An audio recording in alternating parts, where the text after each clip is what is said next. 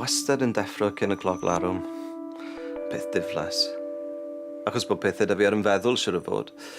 Fel etholiad y cynulliad heddi, sy'n freuddwyd o beth i fe neithwr. O'n i'n cerdded trwy dre pan weles i arwydd mawr neon yn darllen dros Gymru well. Diwrnod mawr heddi. Heddi mae dyn ni'r cyfle i newid ein gwlad am y gorau. Carol yw hwnna. Mae'n poeni bod safonau wedi mynd lawr yn ysgolion dros y blynydde diwetha o llafur yn edrych ar ôl addysg ein plant.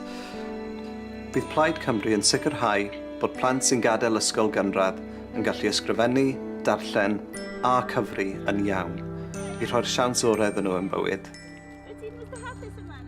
Fe byddai hi o blaid hynny, dwi'n siŵr. Dyma mam gi. Mae iechyd hi digon da. Ond pan bydd hi'n sal, mae moyn wneud yn siŵr bod hi'n gallu gweld doctor mor fuan a phosib. Mae gwasanaeth iechyd ni'n dda, ond allai fe fod yn well.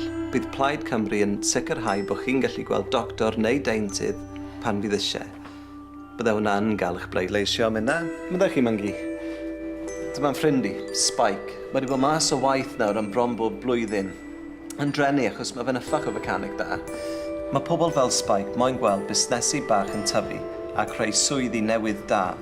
Dyna pam mae Plaid yn bwriadu creu 50,000 o swyddi newydd dros Gymru a helpu pobl fel Spike gyda hyfforddiant a sgiliau i gael yn ôl ar ei drad.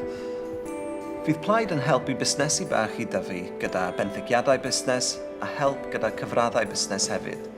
Bydde hwnna'n gael y bleidlais yma dda fe. Mae'r etholiad yma'n eitha syml. Y cwestiwn yw, pwy sy'n gallu gwneud yn siŵr bod Cymru'n troi mewn i'r wlad lwyddiannus allith i fod? Gwella ein system addysg a'r economi yn y blynydde caled o'n blaen. Mae hyn am ddyfodol Cymru. Plaid yw'r unig blaid fydd yn rhoi pobl o Gymru gynta. Os y'n ni moyn llywodraeth fydd yn gwneud siŵr o hyn, nawr yw'r amser i bleidleisio amdani. Dwi'n cadw meddwl am y freuddwyd nag ys i neithwr, dros Gymru well. Falle nid breuddwyd oedd i wedi'r cyfan.